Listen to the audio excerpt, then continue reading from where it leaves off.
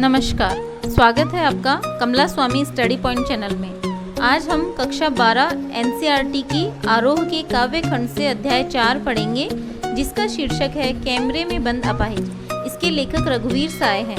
बच्चों, यदि आप मेरे चैनल पर नए हैं तो सबसे पहले मेरे चैनल को सब्सक्राइब कर बेल आइकन को प्रेस करें ताकि आपको मेरे लेटेस्ट वीडियो मिलते रहें और मेरे सभी वीडियो को लाइक और कमेंट भी करें। तो सबसे पहले कवि का जीवन परिचय जान लेते हैं। कवि रघुवीर साय का जन्म सन 1929 लखनऊ उत्तर प्रदेश में हुआ था। इनकी प्रमुख रचनाएं अज्ञेय द्वारा संपादित दूसरा सप्तक, आरंभिक कविताएं, महत्वपूर्ण काव्य संकलन सीढ़ियों पर धूप, आत्महत्या के विरुद्ध, हंसो हंसो जल्दी हंसो।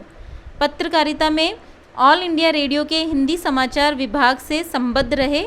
फिर हैदराबाद से निकलने वाली पत्रिका कल्पना और उसके बाद दैनिक नव भारत टाइम्स तथा दिनमान से भी ये संबद्ध रहे। इनके प्रमुख सम्मान है साहित्य अकादमी पुरस्कार और इनका निधन सन 1990 दिल्ली में हुआ। तो बढ़ते हैं काव्य की ओर। कैमरे में बंद अपाहिज। हम दूरदर्शन पर बोलेंगे, हम समर्थ शक्तिवान, हम एक दुर्बल को लाएंगे एक बंद कमरे में।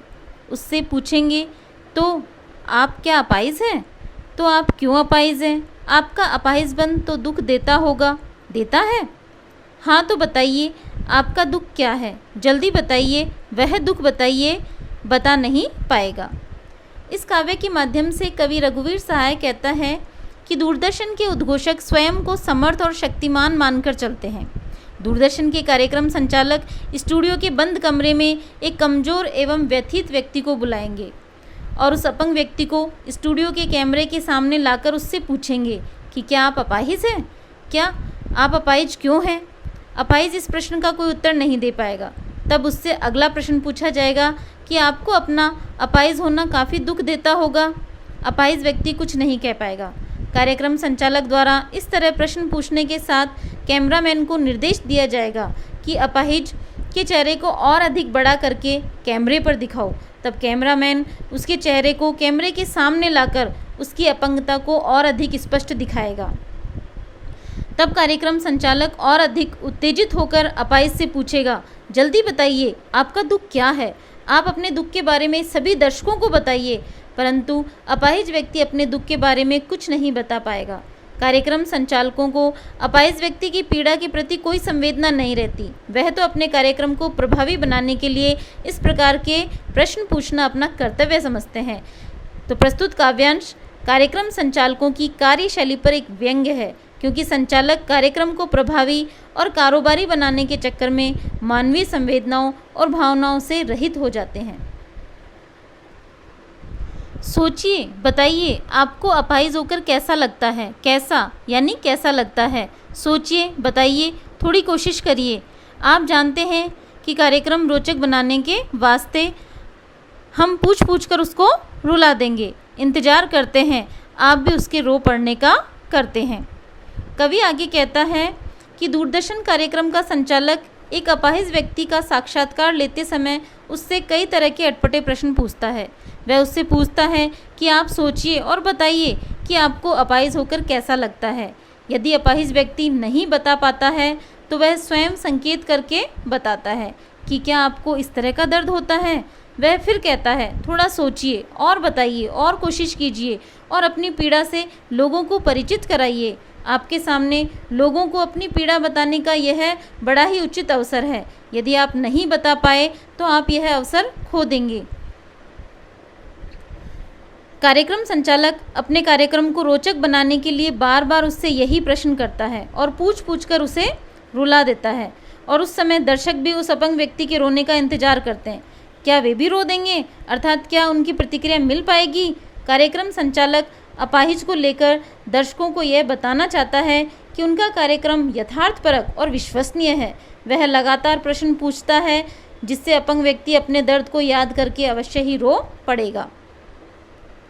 फिर हम पर्दे पर दिखलाएंगे फूली हुई आँख की एक बड़ी तस्वीर, बहुत बड़ी तस्वीर, और उसके होठों पर एक कसमसाहट भी। एक और कोशिश। दर्शक धीरज रखिए, देखिए हम दोनों एक संग रुलाने हैं, आप और वह दोनों। आप देख रहे थे सामाजिक उद्देश्य से युक्त कार्यक्रम। धन्यवाद।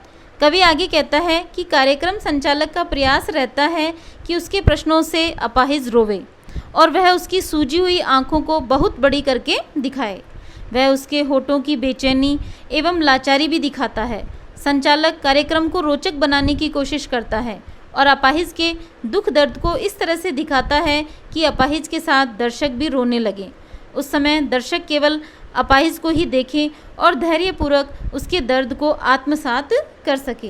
परंतु जब संचालक दर्शकों को रुलाने में सफल नहीं हो पाता है, तब वह कैमरामैन को कैमरा बंद करने का आदेश देते हुए कहता है कि अब बस करो। अपाहिज का दर्द प्रकट नहीं हुआ तो न सही, पर्दे का एक एक क्षण कीमती होता है। कार्यक्रम को दूरदर्शन पर प्रसारित करने में काफ़ी समय एवं धन का व्यय होता है।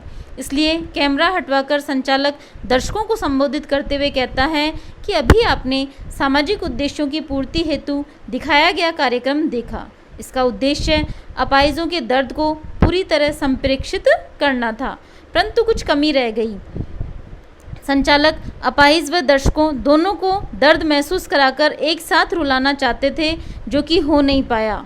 और अंत में संचालक दर्शकों को धन्यवाद देता है।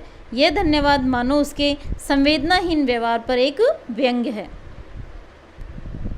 तो बच्चों, यह था हमारा आज का अध्याय, जिसमें दूरदर्शन एवं मीडिया की व्यावसायिकता और संवेदनहीनता पर आक्षेप किया गया है। यदि आपको पाठ नहीं समझ आए तो वीडियो को पुनः चलाकर देखें और वीडियो को लाइक और कमेंट जरूर करें। धन्यवाद।